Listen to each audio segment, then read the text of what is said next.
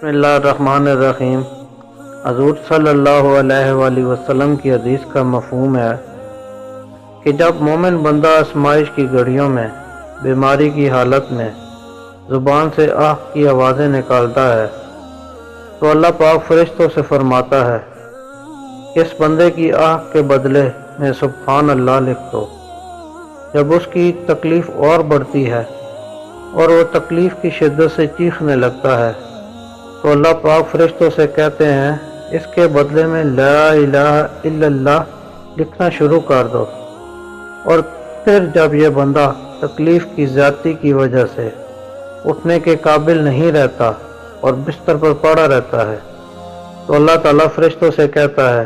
کہ اس کی طرف سے تم صدقات کا ثواب لکھتے چلے جاؤ۔ اور پھر جب یہ بندہ تکلیف کی وجہ سے کروٹیں لیتا ہے تو اللہ فرشتوں سے کہتا ہے اس کے لیے ایسا ہی اجر و ثواب لکھ دو